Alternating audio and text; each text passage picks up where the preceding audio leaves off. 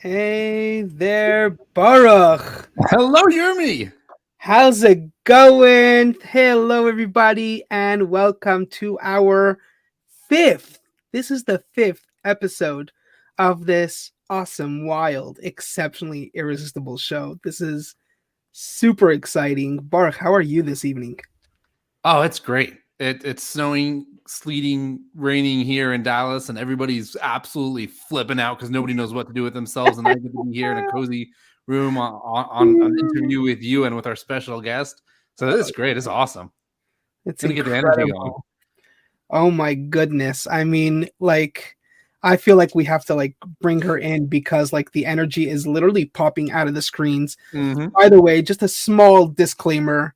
We do not take responsibility if your screens bust, okay? So just letting you guys know, she is one ball of energy. This is Jen Russman. Here she is.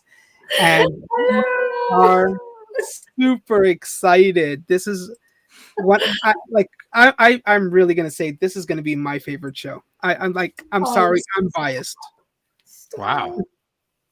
You don't know yet. I mean, don't. We can't say that yet. I'm biased. I just got here.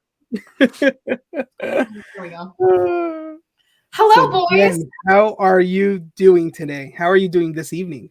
This evening, I am doing so well. I was so pumped to join you guys. Very, very excited about your show. I love what you guys are doing. And I'm so excited and jazzed to be here. Thank you. Your show also is beyond incredible. And I'm just so glad that ours doesn't overlap each other because I look forward to watching your show. And you fall asleep. You look forward to it so much. You fall asleep. That was last night. That was not my fault. That was not my fault. That was only last night. But I look forward to your shows. That's it. I don't care. I said it. Jeremy, you take radical responsibility here. Well, one second. In his defense, anytime babies are involved, it's like a no-go. You can't help it. You know, he's supposed to put the baby to sleep. The baby put him to sleep. That's like you know what? My bad. I forgot there's a baby. Okay, my bad. I take it back. Ready? Rewind. It's gone. Oh gosh, we're already setting the tone for an awesome show. Yeah, right. Absolutely. Baruch, let's jump right into the bio. What are you doing? Have fun. Oh yeah, absolutely. Let's jump right into the bio. This way, everybody gets to meet this incredible woman. Absolutely. And everybody listen very carefully to what I'm about to read. And yes, I'm reading it because it is chock full of wisdom.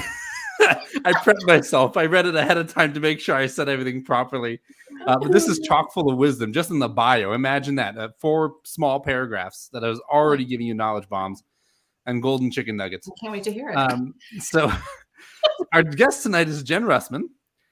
Jen Russman is an emotional release practitioner and self-healing expert specializing in the energetics of mind-body healing. After nearly 7 years sick and disabled with MS, Jen made a power of decision to heal and reclaim her health and life naturally. As a differently abled entrepreneur, Jen is passionate about changing the narrative around how we view and address trauma, mental health, and chronic illness. She celebrates the living beyond labels and champions turning pain into power by giving it purpose. Jen's energy healing practice specializes in clearing emotional blocks and releasing energetic attachments to trauma out of the body. I have this bad habit that after I read somebody's bio, I jump right into questioning them, and this bio makes me want to do that, but I know that I have to follow procedure and process and welcome you in and then ask you to tell us a little more about yourself. That's because Yurmi's here.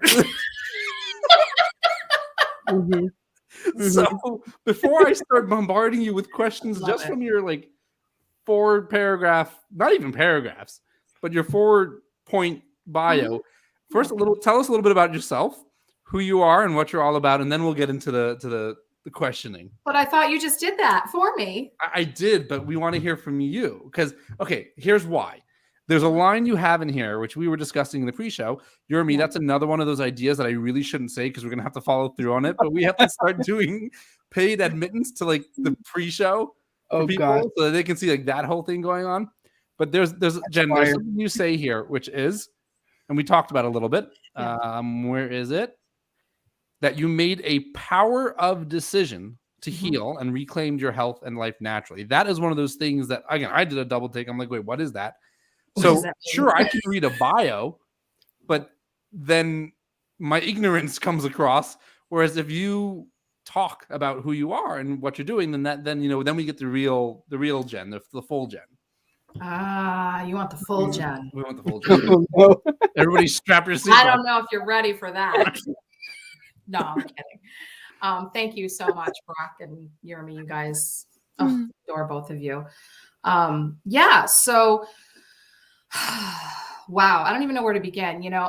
The reason I'm here now, where I am in my life, doing what I do, being the way that I'm being, and bringing the healing into the world that I desire to bring into the world, is because of my own lived experiences. We're here to talk. I think what we're going to touch on tonight, I'm a big proponent of, changing and leaving the old story behind, and all the identities and the labels and the diagnoses that go with that, to be a powerful creator and creating you're the creator of your life. You get to decide, right? And I'm always saying, you get to, like life, you get to decide what your healing journey looks and feels like and what it means to you. So I'm here coming from lived experiences, from childhood traumas to years of addiction, to that turned into ultimately years of chronic illness that I did not live very well those years. And so fast forward, you mentioned, I don't know if you want me to go into the power of decision now, but that really, if you were to, like, when people ask me, like, if I look back on my life and I say, what was that turning point? What was that defining moment, that line in the sand moment that everything changed for me? And I went from victim to powerful creator in my life. It was when I was 36 years and I woke up that day after 7 years of hell, living sick, disabled, and homebound with a chronic illness that I was told we don't know the cure, or we don't know the cause. There's no cure. It's progressive, and you're just going to get worse and more disabled as you get older. Wow. And I woke up one day at the age of 36, didn't plan on waking up with this. It wasn't my plan. And I call that a divine intervention. That's what I've always called that power of decision, was a divine intervention. Wow. That something moved in me that day. That is, we got to take that in for a second. That is, it is a lot to take. And I forget that because I talk about it all the time, and it's my reality and my truth. And I forget that it does hit people. Sometimes they're like, whoa, what? Yeah. But that's really ultimately what happened for me. But I don't believe it just happened for me. It happened for me, but then because of the choices I made from that moment moving forward, it's now happening through me, because I feel a divine responsibility to share what's possible when it comes to healing the incurable. Right. When it comes to healing things like trauma that we're told, conditioned to believe we're stuck with the rest of our lives. Right. You see that I very much relate to that part. And I think that's how you and I, Jen, how we kind of like started this online professional relationship, was, I believe it was also through like these different comments. I think you were commenting on something, I was commenting on something, and we got into a discussion. And I remember how I related to your story, simply because I was going through different traumas and different hardships in my life. So many times people were telling me, oh, you're a loser, you won't live up to anything, or, different kind of stuff like that. The titles and, all that. I got it all. I was there. And I remember the day that I got, quote unquote, my awakening, in a sense. I was actually taken to the addiction rooms without ever having any form of official addiction. I never did drugs. I never did alcohol, none of that stuff, but I was still taken to there. And I remember questioning, like, what am I doing here? Why me? Why here? Yeah. And I remember the speaker at the time mentioned exactly like what you said, this, awakening or this moment. And they interpret it to being, this is the moment when, God, higher power, whatever, however we interpret it, called upon me on a mission. that means I have to now heal through whatever it is that I have to deal with, so that I could bring, solution or whatever towards other people who are going through the same problem. Could be worse, could be less, doesn't matter, but either way. So I very much related to what you were just sharing, and it really ties in beautifully. I mean, I was on your show, so this is discussions that we had already in the past. But tying it into the, to the whole title thing. So the topic, the title of this show. And I know this is something that you very much, like, you speak a lot about it. You spoke about it actually last night a little bit. Yep. What is your relationship with titles, in a sense? And then we're gonna dig deeper, and we're gonna kind of like unravel the onion, if you will. Can I pause for a second? Absolutely. And then, because there's two things I want to bring to everybody's attention, which chances are, with my track record, you're probably going to be talking about this later, or it's somewhere scheduled later for the show. But you talked about how you're coming from lived experiences, and how that is, what gives you, so to speak, the credibility. Not that there's credibility needed, but that's what gives you the ability, rather, to be able to impact the change. And I think that's something that goes very much underappreciated. So that's something for people to consider. But the other thing that you said that really caught my attention was this connection between the mind and the body. That the things that we tell ourselves in our mind, I have this condition, I have that condition, affects us. And I'll mention a little bit later, but like my father was very big on that, and seeing this, like, this is what you're doing, it's absolutely cool. But I think that's something that people need to focus on also, is this connection between the soul and the body, or the spirit and the body, or spirituality and physicality. Those are two things I just wanted to bring up, so that hopefully you guys will remember to bring it back up, because chances are I'm going to be like this all night and I'm not going to remember everything because my brain gets so rattled. Now back to you. The two most powerful words are I am. Right. I am. Whatever you put after that, that's going to be your experience. I'll just leave that there, because that's all that really needs to be said about that. Mic drop. Mic drop. Mike, I'm not going to drop this one, but that's don't hurt yourself. Because that is actually the next question, Jen. So get ready for the next question. That is the next question. The whole I am thing. I love your take on it. But first, let's start with the whole, to you at least, what are titles? Today we were prepping up to the show, and we had some kind of a pre-discussion happening already, on different posts that I was posting. Yep. Everybody has different interpretations of titles. I saw that. So So you're at so my experience, strength, and hope around titles, I come from a different perspective from what most of the perspectives that were shared in the pre-show conversation. I view titles as limitation. I view titles as I don't view a title as it's certainly not who we are. Let me just say that right off the bat. A title is not who we are. And to speak to what you just said, Barack, about you said about oh my God, brain fart live. We're live and I'm having a brain fart. Hope it doesn't smell.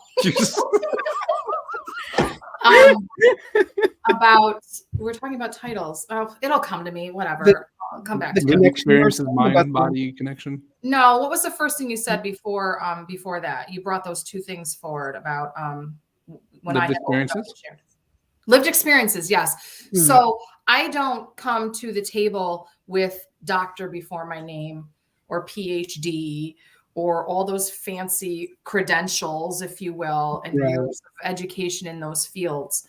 I do have certifications coming out the yin yang because of my own insecurities and my not enoughness of thinking I needed one more certification in order to be enough and know enough before I could go out there and help people, which I like to share on that, because there are so many people cycling around in that trap and that loop, and when they could be out there helping people. So I value, one of my big values is lived experience. And I believe that became true for me from my experiences of all the years. I've been sober 27 years. I grew up in 12-step recovery, saved my life. And so when I look at those years, and I can tell you, I can look you in the eye and say, there is nobody on this planet who can help me like another suffering alcoholic. Wow. Nobody can help me. No doctor, no therapist, no psychiatrist, nobody like another suffering alcoholic. Who's found the solution, of course. Like, I was like, wait, there's got to be a continuation. Okay, I'm glad you continue with that. So, at least recovering, yeah. But who better to help somebody who is trying to heal through trauma or trying to heal through chronic illness or trying to heal through whatever it might be, mental health issues, than another person who is a few steps ahead and who's found solutions that work for them, that might be able to save you decades like it took me. Right. I totally agree with the whole, like, it is part of a larger part of our discussion. You know, one of our questions is why all this emphasis on titles, but you know, just to talk to your point, and I'll share a short story about a similar experience where I was in a position of need and I just needed an anything job just to survive, pretty much. You know, we do find ourselves sometimes in these kind of situations, and I went to like some restaurant to be a server or something, and they asked for my resume. I don't know why they need a resume for a server, but anyhow, I give them my resume, and it says clearly I was a business owner, and it says, you know, I had a degree and I had all these things. And he looks at me and he goes, "You're way too qualified." So I looked at him and I was like, "Oh, okay. Can you pass over that pen just a quick second?" So he looks at me, he's like, he gives me the pen. He doesn't know what I'm doing. I just take the pen and I just scratch across my whole resume, and I just said, "How qualified am I now?" You know, like I love that. You know? Yeah.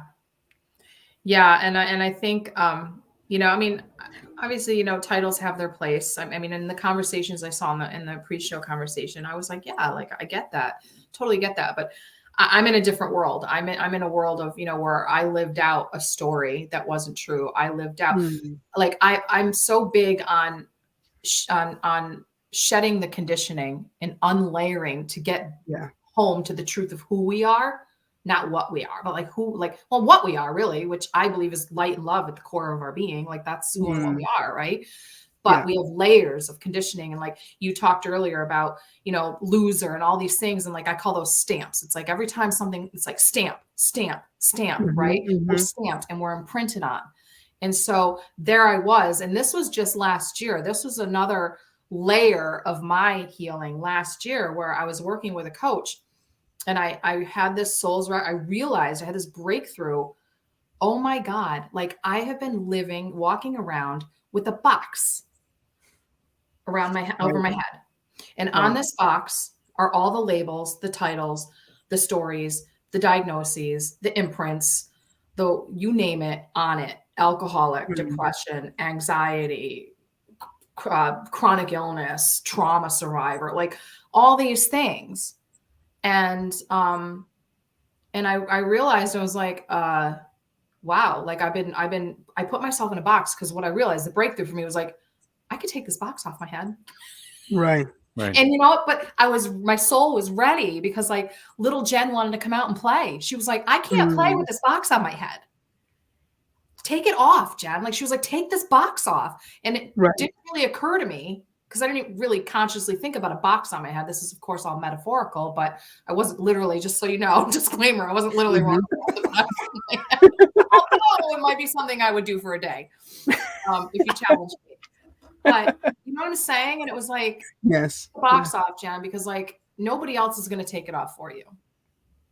Wow. So I took the box off in 2021.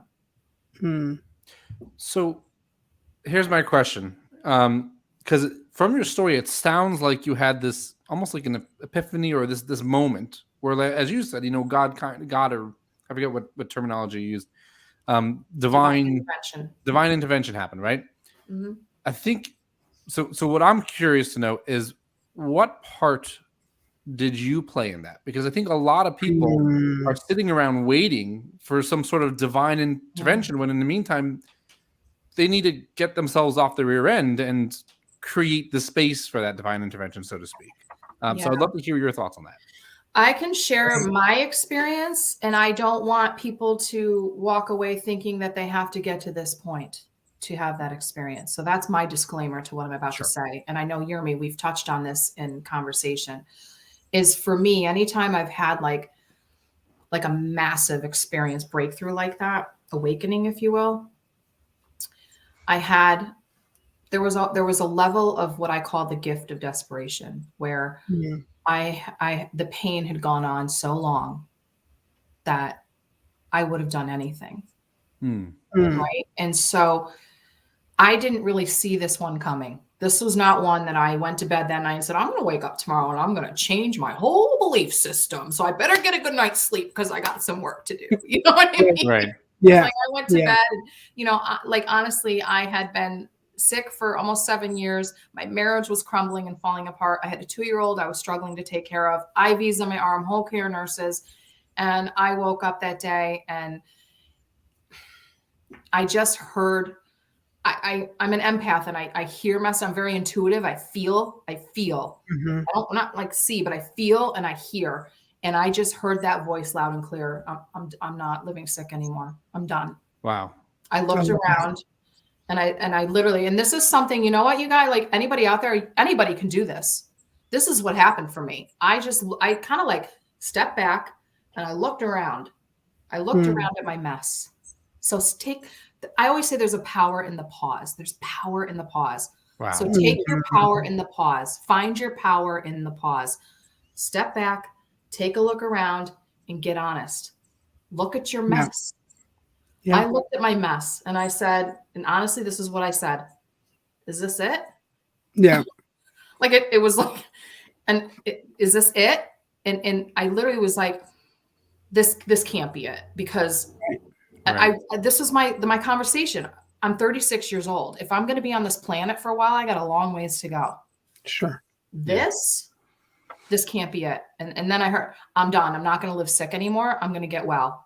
And then, the realization came through event. Like, I have no clue how I'm going to do it. I just knew it was a done deal in that moment. It was like, I would talk about being signed, sealed, delivered. It was like, boom, we're done. Right. Wow. Right. So taking a look at your mess, creating that space, power in the pause to really see the mess and decide, is this mine? And is this going to continue to be mine? Right. That's the decision you got to make.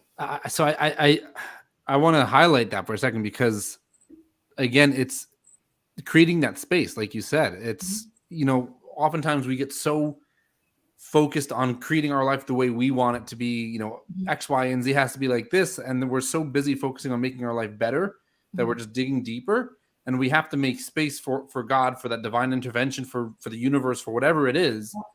And until we make that space, or like you said, the power of pause, there's no way for God to get in, because we're so consumed in ourselves and so consumed in getting things the way we want. So we have to take that step back. And I think that's, and I didn't know I was doing that at the time. It wasn't like I was a conscious observer at the time. Right. I knew I'm taking the power in the pause and I'm creating all this space, and look what's coming through for me. That's not like, that's why I feel a divine responsibility, because I can look back and say, well, this is what happened for me. Right. And this is how I chose to respond to it. Right. I want to highlight one more thing here, which was, I think like a super powerful disclaimer that you put out there just a moment ago. And I use it all the time as well. Yes, there's a lot of power in the pause, and there's a lot of power in the desperation. And really, it is a lot of our conversation. And I think I was telling you one time where I'm kind of done being the fireman when, like, I work with business owners, and they come to me when they're pretty much almost doors closed, or they already did close their door and they're trying to figure out a way if they even could save their businesses. Right. But it doesn't have to get there. We have a fire detector in our home so that we don't have to call the fireman, or anything like that. Like, it's really like, yes, we are talking in this kind of situation about desperation, or, rock bottom, or, all these different things. But I think the key, and this was also through our discussion about affirmations in a sense, or back to the I am, right? I am better than this. Like, I deserve to live that better life. I deserve, I am more than this. This doesn't have to be my life, and it doesn't even ever have to get progressively worse, you know.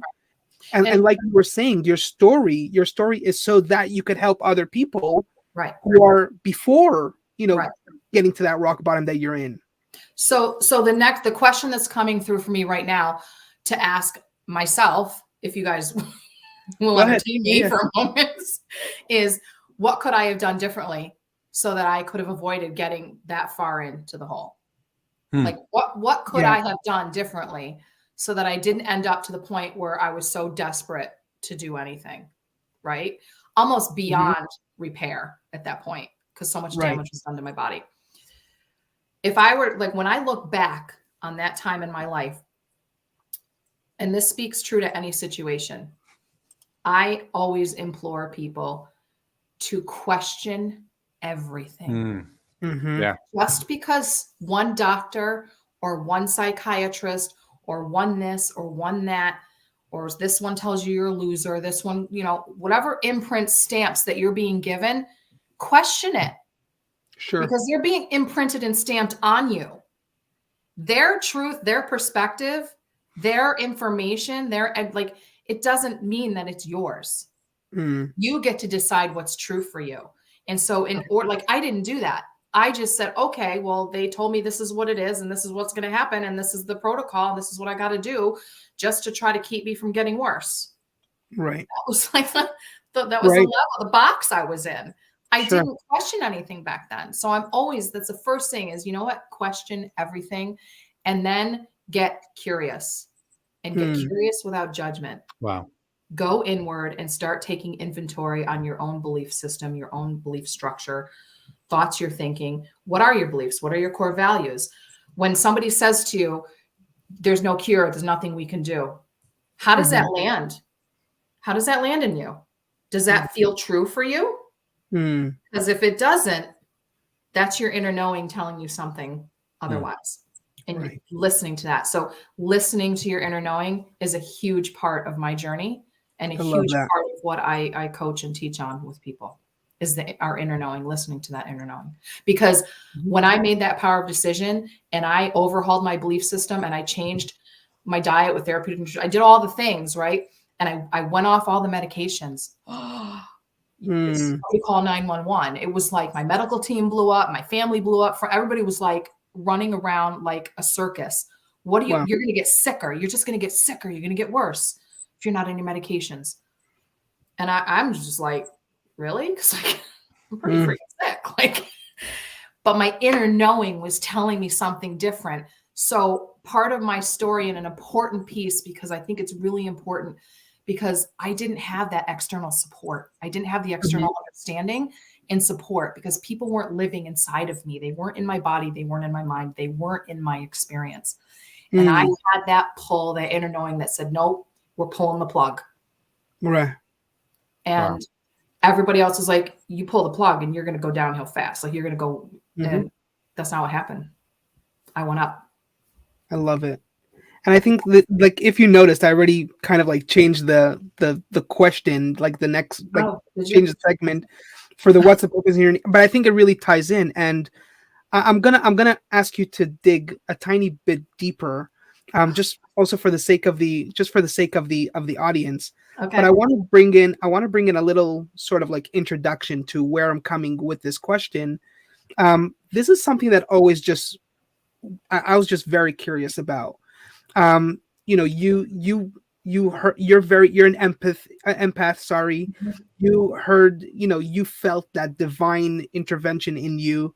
You know, Baruch and I both come from Jewish Orthodox backgrounds where the mystical teachings are ingrained in us since we're practically in diapers. But, you know, mystical like diapers. How we grew up, you know, this is how we grew up. We grew up with this, you know, emphasis on mystical and above, you know, more than just what the normal world has around us. And the mystical teachings, it teaches. What a blessing. Thank God. Yeah, obviously. But it teaches us that our names actually have a certain energy to it. It has a certain power to it. So, for example, Baruch, the name Baruch means blessing in Hebrew, right? So he I could talk for this because he's definitely been a blessing in my life. And Yermi, my name, comes from the larger name. Yermi is just shortened from Yirmiyahu, which basically means God has rise me up. In other words, God has empowered me, and I seek to empower other people. Just a quick little note, just funny. When I was getting used to my name, kind of like sort of digging in, like what's this Yermi name? In English, it becomes this "you're me," so you are me, and that's how I could empower you. So I played with the Hebrew and the English at the same time, and I started, embodying that in me. So I use these energies, and in mystical teaching, it teaches us to use these energies in order to find our meaning and our purpose and how we bring ourselves to the world. Yeah, so I'm always curious to ask somebody, somebody from like a more English speaking or a more, like from a different angle, from a different hood, is what you're saying. From that, just not something that we're used to. I'm always curious to hear what the other people have to say. This is a question I had a lot in the prisons when I was working with them, and I just love to hear what another perspective. How do you relate to your, I guess, I am statement? How do you empower yourself and come to that to that place? How do I empower myself? I guess, where are you drawing the energy from, if you will, if that's the simpler way of asking? The best way to answer that, like sometimes it's really hard to explain stuff, right? And find words to describe it. But the best way that I can describe it, and I talk about this a lot, the answers are not up here. The answers are from the neck down. So it's in my body. I feel it in my body. And so I've just, that's such a good question. Yeah, I think that that's why for me, the healing work is so important, because I was so disempowered and lived the role of victim. Right. Yes, I was a victim at one point in my life, but it was the story I knew, and it was the story I lived out long after I was a victim. And so to make that shift, and I really think that one of the defining moments in my life happened about 5 or 6 years ago on a spiritual retreat. And the question was posed, and it's one of the scariest questions I've ever had to answer for myself, which is, who am I without the story? Yeah. Who am I if I let the story go? Yeah. And it scared the bejeebers out of me. I didn't know, because I didn't know. And it's releasing that identity. Correct. In a sense. Right. Well, absolutely. Because that's what I identified as, right? We're all walking around identifying as something. Right. And that's why, if we can stop identifying as these titles and these labels and these imprints and the conditioning and the stamps, and start peeling away those layers, getting curious and shedding all the conditioning, and then we can get back in touch with the truth of who and what we are, and that inner knowing that that's always speaking to us, that wants us to hear and listen to it, because that's our higher self, right? Right. And I believe my higher self, I believe our higher self communicates to us through our emotions. Our emotions are like that warning signal that comes on in the car, letting you know, like, something's wrong, right? And so it's what shows me my higher self is telling me I'm in alignment or out of alignment, right? Or, when I'm not feeling good or something doesn't feel right. Like, those are all those emotions, and the inner knowing piece. That's probably, I guess that's a long way to answer your question. I had to talk it out loud. It's my inner knowing, which I feel in my body. And I always point to like my midsection, because that's where I feel it. I'm always like, it's right here, down here. I feel it. Wow. It's my inner knowing. That's what empowers me, because that is the truth of who I am. I finally have come to realize. It's not, and I want to say, Jeff, who was on my show last night, and he had me rolling. One of our first conversations, he talked about, and you guys are going to love this. He said, we are infinity trying to fit inside of these meat suits. Right. That is so true. That is so I'm true. like, I couldn't say it any better or any more funny than that. I literally, I just had a visual of like a Lady Gaga or something. Yeah. Oh, in the meat. That's literally, yeah, that's literally just now what I got. Like, it's really true. I mean, honestly, it is that. It's really that. Yeah. And, I always get the visual of if you guys saw that movie Men in Black. Did you guys see that movie? yeah. And the scene of the big guy, the alien takes over his body. He's like walking, he's like Yeah. walking all like it's just not working for him. Like that's us. We're infinity inside of these meat suits. It's really true. Yeah. And It's we're interesting because- limitless beings that are in this label, if you will, of being human, right? Yeah, and in Judaism, we know and we say that we each have a godly spark within us. That it's a piece of God that is within us. And in addition to that, I forget where in the Bible. I'm such a great teacher. Somewhere in the Bible, Jeremy will correct me on this, but essentially, God says, "I am that I am." Yes. Right, and like that to me, when you were talking about that, like that's exactly what it is. There's no labels. There's just being. There's God as He is. Now He has different names when He's doing different things. So if He's being merciful, we call Him by one title. If He's being judgmental, we call Him by another title. But then for us, like this is what I'm getting from you, is that for us, we have that godly spark within us. We are, like you said, infinite, trapped Absolutely. in this meat suit. Meat suit. It's the godliness is trying to get out and shine and do its purpose through us as the vehicle. Right. But we keep limiting ourselves with these beliefs and these titles and these labels and everything. And I want to speak to that real quick. Something just came through is people always talk about, I'm sure you've heard this, where they say, oh, we all have cracks, but that's where the light can get in, right? Right. I'm like, no, we have cracks so the freaking light can get out. Yeah. I see it a different way. I see agree. it, the light wants to come out. Yeah. So we got to crack. Yeah. We got to open. We got to do the work. So I was actually waiting for this show because I knew the sparks of wisdom that are going to be flying here, and I'm really glad that both of you brought up how the names are really representations of different energies that we have within us at any given moment. Like I could very much say Jenergy is all energy. Like I could say, like, it's so clear. It is so clear. And it's really that. And to answer, those questions that we had in the pre-show, like in the comments and all that stuff, yes, sometimes these names or these titles or these whatever come with the different responsibilities that we find ourselves in. I believe it was Rick who mentioned in the comments earlier today, where in a specific situation, he does have to take a leadership position. Yeah. He's the fire chief, he's the commander. You need to know who's the guy you go, and who you have to listen to. Sometimes a title is extremely important. Absolutely. However, it's not necessarily the definition of who you are. Correct. At your core, that I am who I am. It's not necessarily that definition. It's more, like you said, how the crack. I would say the title is the crack of how it comes out.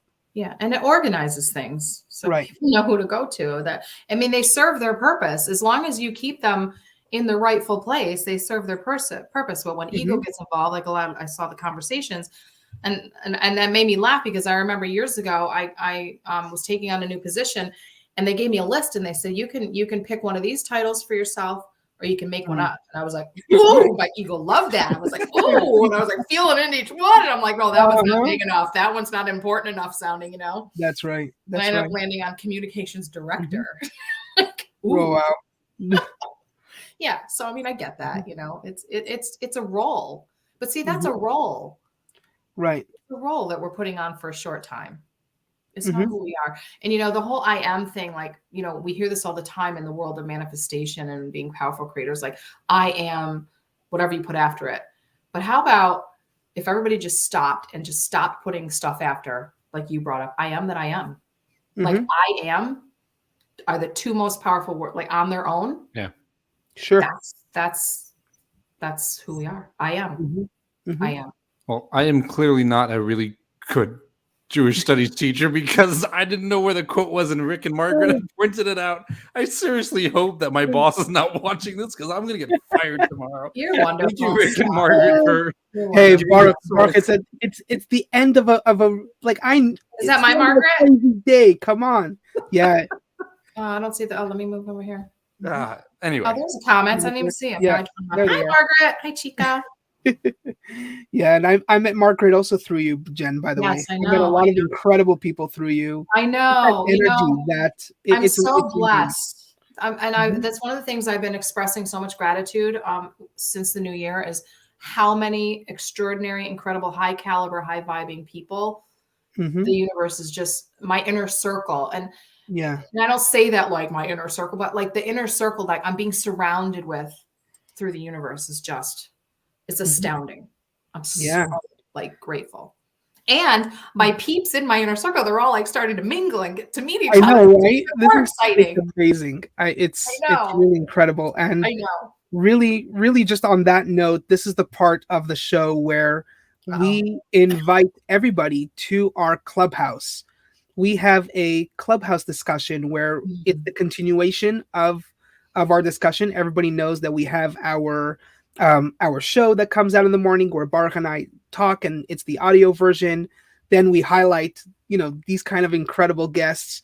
But we also believe that everybody has their divine energy and their divine voice and their way of shining. And so this is the part where we invite everybody tomorrow night at 7 p.m. on the Clubhouse, where we want to hear you guys and we want to hear your wisdom and everything. And it's the past few weeks have been just phenomenal in this incredible energy that we've been blessed with. Rick, Ghost, Hugh, Gracie, Hector, like we had incredible people and incredible conversations around these kinds of very important discussions that I feel in the business world in particular are not necessarily spoken about.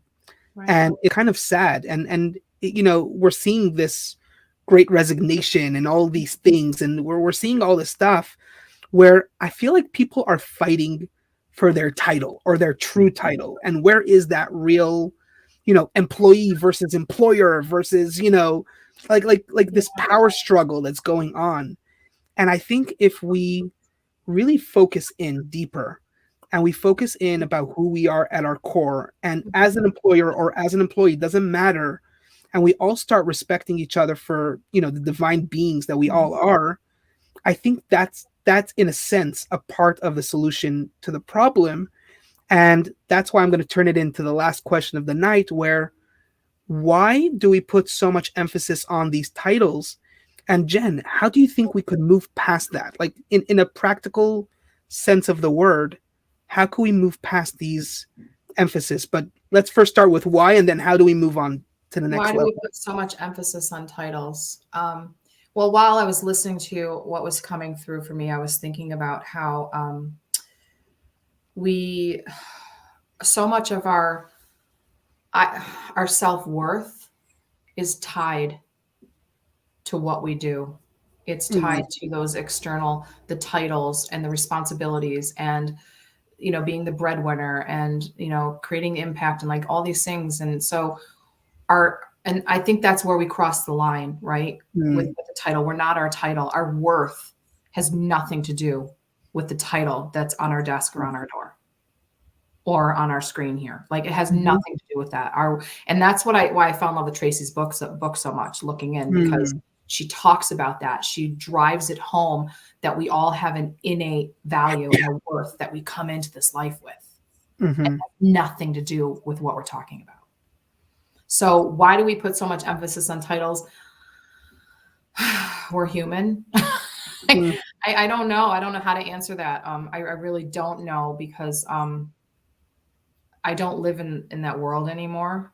Like I'm so far removed from that. Like I don't even trying, like people ask me what I do. It's like, I'm an emotional release practitioner. I'm an energy healer. Like I try to come, nothing feels like it fits. Nothing feels like it for me. And I just don't know that any of us can really be fit in a title, but we try Right. to. And maybe it's because we're seeking to feel more worthy. We're seeking to feel more of our own worth. We're seeking status. We're seeking, we put emphasis on titles because there's this meaning that we attach to them for ourselves, which gives us maybe a false sense of feeling good about ourselves, or you know what I'm saying? Like, am I making sense? Yeah. I don't know. Margaret's on fire in the. Oh yeah, No, I have she- to put up she this know how to one, answer this. comment. Actually, I have to put up this one comment that Margaret did, because I mean, and I want to talk to this for a quick second. What Looks you like all are, y'all are getting a freebie tonight, Jeremy. We're over right? 45. I know it's like, whew, yeah. Let me just talk about that for a quick second, and I think this is, what I'm researching and what I'm finding from the employees versus employers right now, this whole great reshuffle or great resignation, all the stuff that we're hearing today, these, again, titles and whatever. In psychology, we give these titles so that we could come to something just quicker. So a coach, a consultant, that's basically a kind of, educator in this kind of field. It's just easy. A chair is something you sit on, right? Right. It just means like quick, very easy stuff. So I'm feeling that what's happening, and just based on observation, what's happening is people are just fed up being put into that box, like you said before. Come walking around with that box around us, because we're so much more Yes. than just an accountant. We're so much more than just a healer. We're so much more. Yes. We come with our stories, we come with our beliefs, we come with our emotions, we come with our good days and our bad days. We come with everything in this big package deal, which, like you said before, where infinity is stuck in this bag of bones, or meat suit. We're so much more than that. And I think the moment we start realizing that, for ourselves, and we release ourselves from this confinement of like, oh, I know better, or I am whatever, then we feel this release, this energy, the release of the prison that I used to talk a lot about. The mental prisons that we create for ourselves. And either we're the bosses, the employers, either we are the employees, whatever these boxes we put ourselves in. And if we remove ourselves from that, and we create environments like such as these, and just this week I released our Exceptionally Irresistible Club, our group, where that's what it's all about. It's coming to be you, unfiltered, just you. And it's the like-minded people who celebrate one another. Yes. And I think after the pandemic in particular, and specifically, the reason why we're seeing it all blow up right now is because we've just been so isolated and so removed from each other that I feel like we're craving it. So yes. And there's a disconnect that happens too. You have the employer versus the employee. Like there's just a disconnect. Like, and when we start stripping away all of these titles and these identities and these roles that we're trying to fit in and trying to play out, we can come home and start to really see each other. Right. And I can see you on the soul level. Yeah. On an even playing field, because that's what we all are. We're all infinite beings. And if we could just strip away and stop putting our value and our worth in all of these external, man-made, created titles, and then we give them meaning, plugging in like to those things, like to feel good about ourselves, and to, I mean, I'm totally with you on that. That's what I'm trying to say. Yeah. Baruch, any last words do you have? Any? Because we're coming at the end of over already. Yeah. So good. But So I know, right? It's like that with these shows. We do part 2, right? I'm learning very quickly. It's fascinating to see how all, like, because Jeremy, when you and I started this whole thing, we had an idea of where it was going to go, but we had no idea where this was going to go. Never know.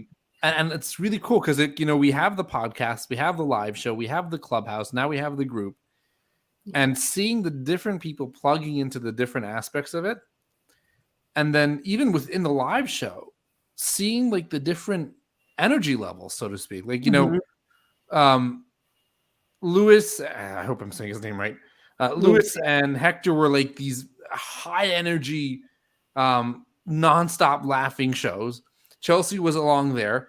Gracie was more of like the calm, and you're like really taking things. This right here is a whole nother level, and it's cool. Something else, right? Like, all playing out, and middle of everything. There were episodes where I was going like this nonstop, which is where the bobblehead came from. This one, I'm legitimately speechless because there's so much that I'm like processing or trying to process right now. And that's your metabolizing look. Yeah, right. I guess so, because it's like I was like that at my show last night. My guest had me in that place last night. I was rendered speechless at different points because he was bending my mind, and I was like, I am metabolizing this right now. But by the way, Jen, that's something natural in your show, because I was like that on your show. I see a lot of your guests like that on your show. So that's just your show. That's like, I mean, thank you so much for bringing that energy into this show, because it really takes it to another level. Like that's honest, Yeah. I feel this is one that really went out of the box, if you will. Like, I'm out of the box. I love that. And hey, that's why you are the right person for this. Yeah, I know. And I was so excited when you told me this, the title of the show, that let's say the topic of the show. Right. But I'm laughing because I just remembered back like years ago when after I got divorced and I went back into the dating scene and I created my first online dating profile. The first line of my online dating profile said, "My hair color comes in a box. My personality does not." Nice. Brilliant. I love it. Fair warning. Wow. Just reminded me of that. That is good. That is good. I was proud of that. It's true. Like, first line. It shows people what's going on up there, buddy. I can't even think what I'm trying to say. But this is why it's cool you have the after show on Clubhouse, because then you can gather and really kind of metabolize, digest, and take it in. Spit it back out.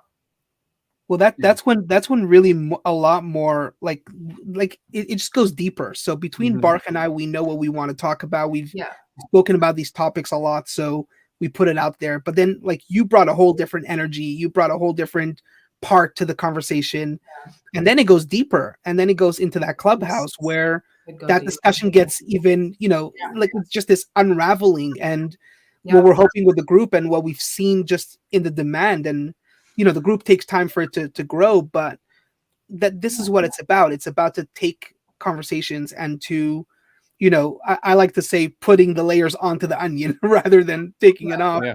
It just it adds. It's this abundance of value, and that really it's sad to say, but we are still over time. We are. This is great, and Jen, thank you so freaking much for coming onto the show tonight. Anytime. This has been beyond incredible, and Margaret, Rick, and everybody who showed up today. Guys, you are what this is all about. So we really, really appreciate everybody, and those in the after show and the recaps. Thank you all for taking the time and watching, and join us again on Clubhouse tomorrow. The Clubhouse also has a recap. Friday we have recaps. Join our group. We're here for you, and we're here to bring as much value as possible.